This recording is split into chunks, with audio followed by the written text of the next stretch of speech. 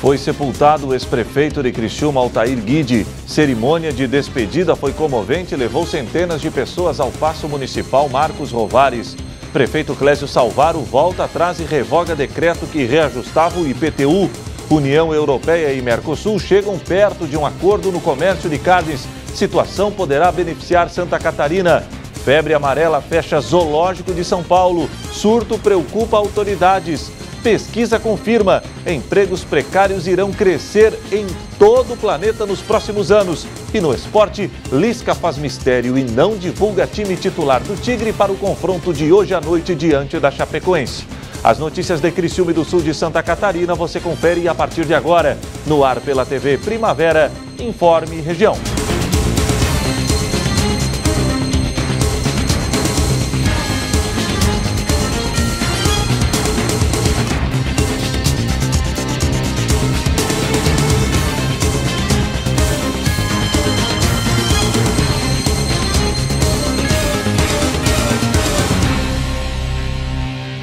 Hoje, quarta-feira, dia 24 de janeiro de 2018. Para você que sintoniza a tela da TV Primavera, uma boa noite.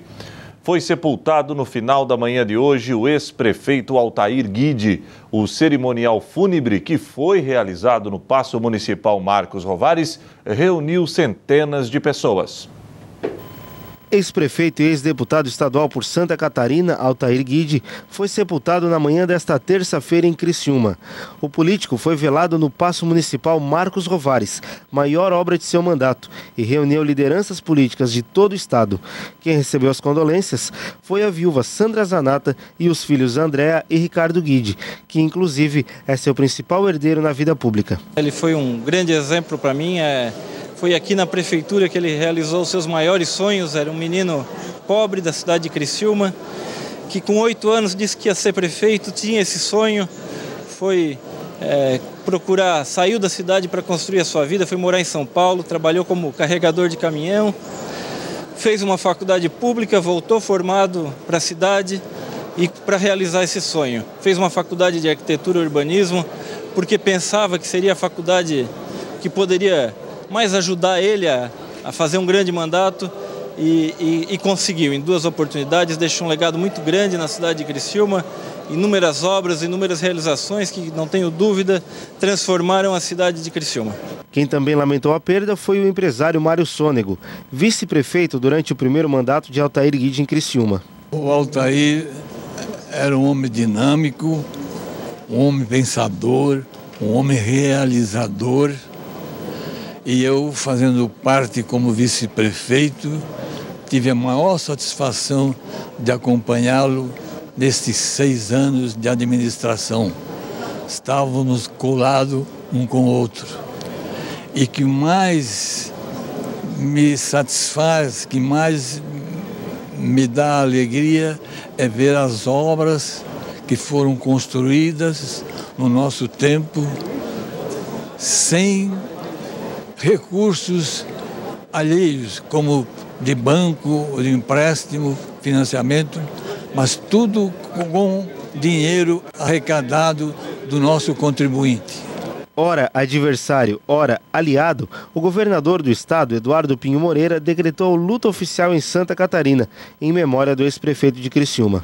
Nós fomos adversários em muitas oportunidades, fomos aliados em outras oportunidades, mas sempre com esse objetivo de fazer bem pelas pessoas, né? Tínhamos esse sentimento comum. Então nós nos respeitávamos, era muito amigo da família, o Ricardo, um menino que passava as férias na minha casa quando eu morei em Brasília, amigo dos meus filhos, a Sandra também teve um conhecimento forte, então sempre teve um relacionamento familiar e pessoal e político. Às vezes estávamos contra, defendíamos ideias diferentes e às vezes estávamos juntos, defendíamos as mesmas ideias. Faz parte da democracia e Criciúma ganhou com isso. Obviamente, em Criciúma também foi reconhecido o luto oficial. O decreto foi assinado pelo prefeito Clésio Salvaro, que considera Altair como um exemplo de gestão. Fui colega deputado com ele na Assembleia Legislativa. Todas as semanas, eu retornava de Florianópolis com o Altair Guide no carro dele. Vimos falando de Criciúma, vimos falando da região, mas o foco dele, a cabeça dele, era a cidade de Criciúma. Eu tenho, assim, das últimas vezes que eu conversei com ele, eu fui na casa dele no final de outubro, quase que início de novembro, entregar o convite para a inauguração da usina de asfalto. Ele olhou o convite e perguntou, não referiu-se à usina, e como é que está a reforma do Paço Municipal? Vai ficar pronto para o dia 6 de janeiro, Altair, no dia do aniversário da cidade. Ele, olha, que eu faço aniversário dia 14 de janeiro. Se vale como presente, então será um presente antecipado e tu vai estar lá na inauguração. Então a preocupação dele era com a prefeitura, era com a cidade. E a minha relação era uma relação fraterna, né? Ele tem a idade, ele é até um pouquinho mais velho que meu pai, tem a idade do meu pai, então foi uma pessoa com quem também eu tive bons aconselhamentos. Para muitos, Altair Guide era um homem à frente do seu tempo, com um perfil visionário. O Altair pode ser comparado assim a uma fábrica de realizações, a uma fábrica de obras, uma fábrica de ações, sempre objetivando o desenvolvimento de Criciúma e transformando-a na metrópole regional que ela o é. Então, cada um de nós temos o nosso tempo de vivência aqui na Terra. E o dele, até pelas ações que ele desenvolveu, o corpo cansou e disse, chega, Altair, terminou meu tempo, estou indo embora. E ele está partindo para a eternidade, e lamentavelmente é assim, com as pessoas que passam despercebidas pela sociedade e aquelas que marcam a sua passagem, como é a passagem do Altair em nosso meio. Lamentavelmente, estamos nos despedindo dele. A pressão popular foi forte. O prefeito Clésio Salvaro voltou atrás e revogou o decreto que reajustava o Imposto Predial e Territorial Urbano, o IPTU, da cidade. Na tarde desta quarta-feira, o chefe do Executivo Municipal explicou os motivos que levaram ele a tomar essa decisão. Finalmente, a novela do IPTU de Criciúma chegou ao fim. E o final foi feliz, pelo menos para aqueles que estavam assustados com o valor do tributo municipal. E depois da queda de braço entre a administração municipal e população, o povo venceu. O prefeito Clésio Salvaro voltou atrás e resolveu revogar o decreto que reajustava o Imposto Predial e Territorial Urbano, o IPTU de Criciúma. A pressão popular, segundo o chefe do executivo do município, foi preponderante para que o governo mudasse de ideia. O anúncio da decisão do executivo criciumense foi feito pelo próprio prefeito Clésio Salvaro na sala de atos da prefeitura. Eu falo sempre, o Bebel e telespectador, a prefeitura não erra, a prefeitura é de concreto, a prefeitura é de cimento, mas as pessoas que trabalham aqui dentro são de carne, são de osso, pessoas que têm sentimento. Como as pessoas que trabalham são pessoas normais, pessoas acertam e pessoas erram. E nesse caso houve um decreto elaborado pela equipe técnica que errou, mas o prefeito é o responsável por tudo aquilo que ocorre no governo. Então eu não transfiro para outros aquilo que é de minha responsabilidade. Eu assinei o decreto, eu revoguei o decreto. Observei que tinha alguns erros, que tinha alguns problemas, por que não revogar o decreto? Assim foi feito. Presente na entrevista coletiva, o presidente da Câmara de Vereadores estava satisfeito com a decisão do prefeito, principalmente porque se espalhou a notícia nas redes sociais que o parlamento da cidade era o grande responsável pela majoração do tributo. Eu acho que nós conseguimos atenuar uma situação que vem se acumulando ao longo do tempo.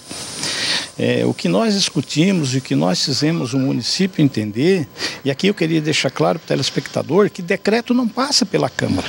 Num primeiro momento, a Câmara foi imputada à Câmara a aprovação do decreto. A Câmara não aprova decreto, a Câmara aprova lei. Mas viralizou isso na Câmara, os vereadores também ficaram muito insatisfeitos com os valores apresentados, mesmo porque o cidadão não teve como se preparar econômica e financeiramente. Eu acredito que se restabeleceu a ordem.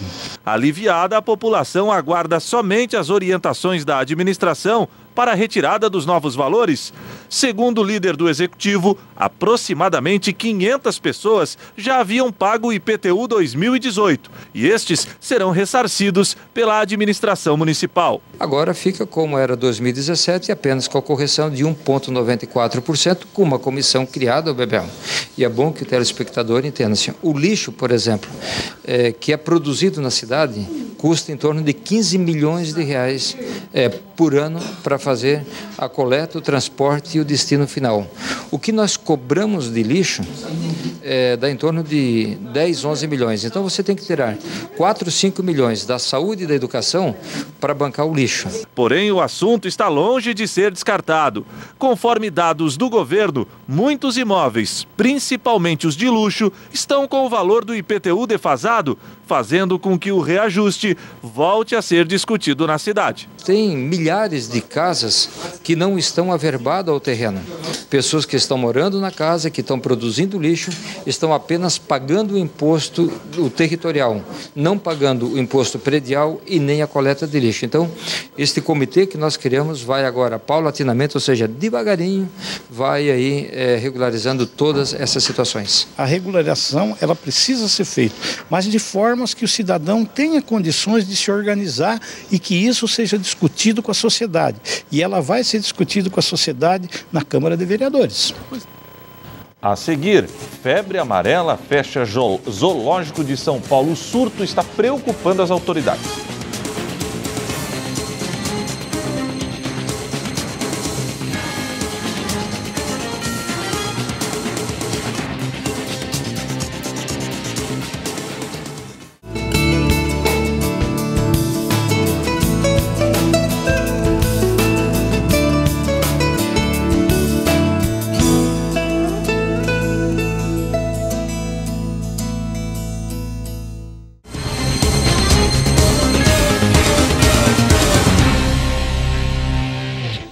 Há quase 20 anos, a União Europeia e o Mercosul debatem um acordo de livre comércio sobre a carne bovina.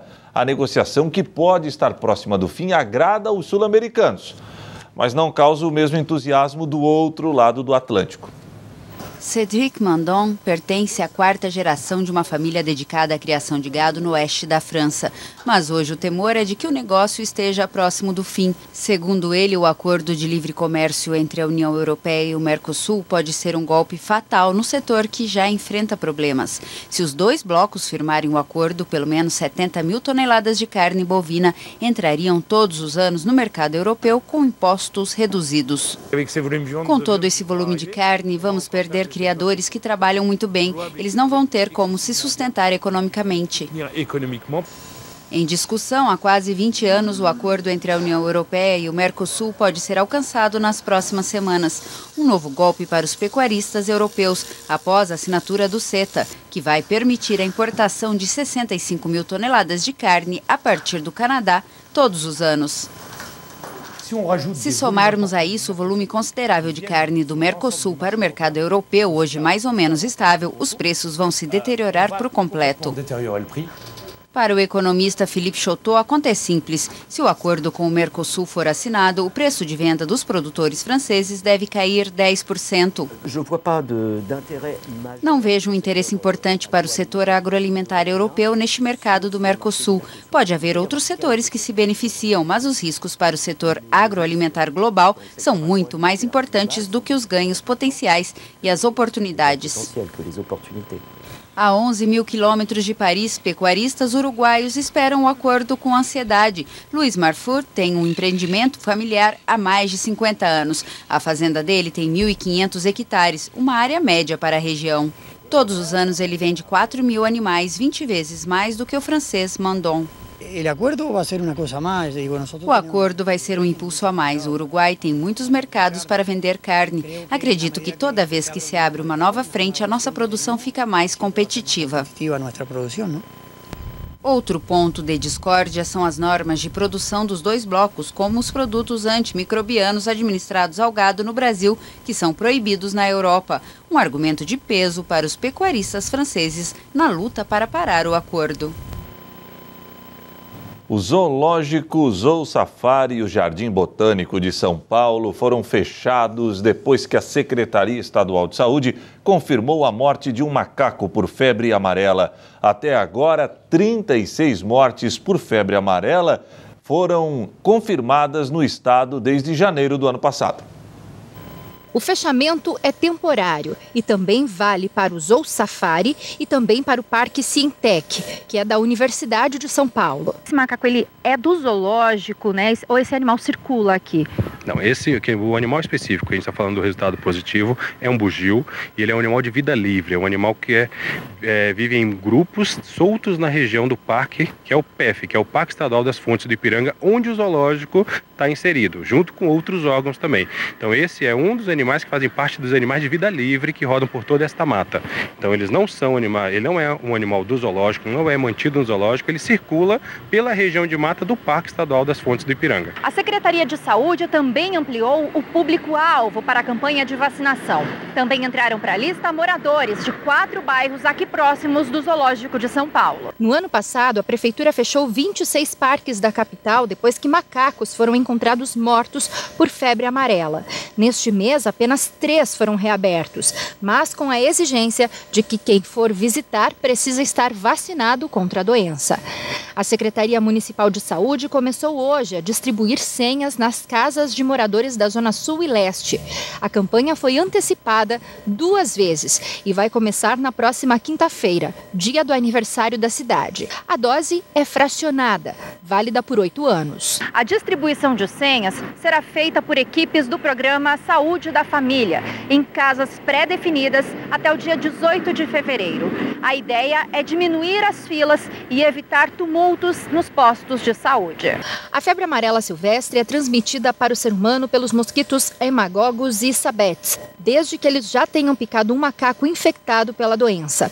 Os sintomas são febre, cansaço, dores nas costas, pele e olhos amarelados.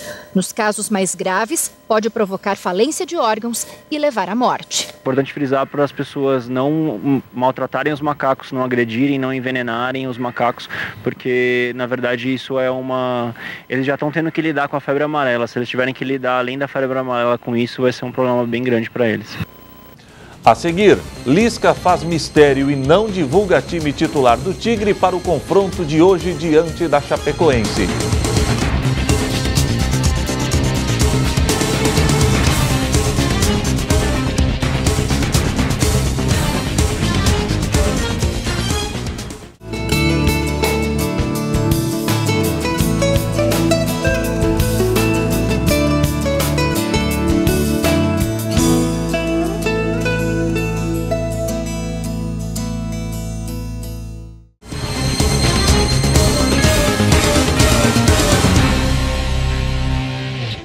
A Organização Internacional do Trabalho divulgou um relatório com uma triste previsão. O emprego precário atingirá mais de 1 bilhão de trabalhadores no mundo inteiro em 2019.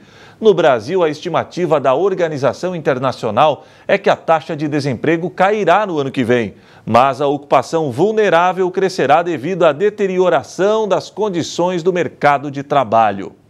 Precisamos falar de emprego. As projeções seriam animadoras, não fosse um importante detalhe. O mercado de trabalho no mundo terá menos desempregados, mas a ocupação vulnerável, ou seja, sem proteção social, vai ganhar força nos próximos 2 anos, segundo o relatório divulgado pela Organização Internacional do Trabalho. A taxa global de desempregados ficará em 5,5% este ano, praticamente a mesma de 2017, após 3 anos de alta. Mas o número de empregados em situação precária somará 1,4 bilhão em 2019, 35 milhões a mais que no ano passado. Aqui no Brasil, esse processo é ainda mais intenso. Pelas projeções da Organização Internacional do Trabalho, a taxa de desemprego deverá cair de 11,9% em 2017 para 11,2% em 2019. Porém, o número de ocupados em empregos precários deverá subir de 25,3 milhões em 2017 para 26,8 milhões em 2019.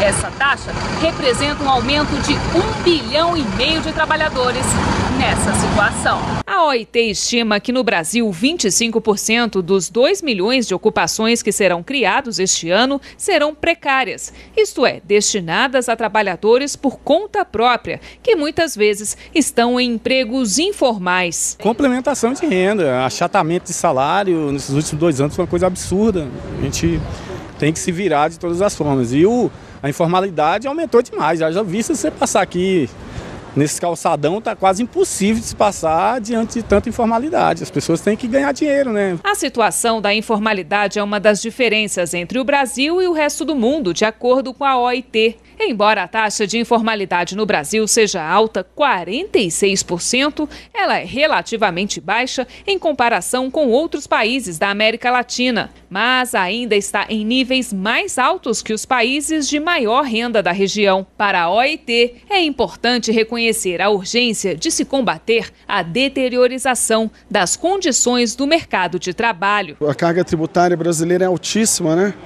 O que impede as pessoas trabalharem dentro da legalidade. Então tem que ter um corte dos impostos, porque assim o empresário ou o comerciante ele vai poder contratar mais. Um ponto positivo observado pelo relatório é que a quantidade de trabalhadores vivendo abaixo da linha da pobreza continua a cair em países emergentes, onde o número de trabalhadores vivendo em extrema pobreza deverá chegar a 176 milhões em 2018, ou 7,2% de todas as pessoas empregadas. Os autores da pesquisa da OIT também destacam o fato de que as taxas de participação das mulheres no mercado de trabalho permanecem bem abaixo das taxas masculinas. As mulheres também são mais propensas a ter empregos de qualidade inferior e salários mais baixos. Eu acho machismo, que a sociedade é muito machista e impõe,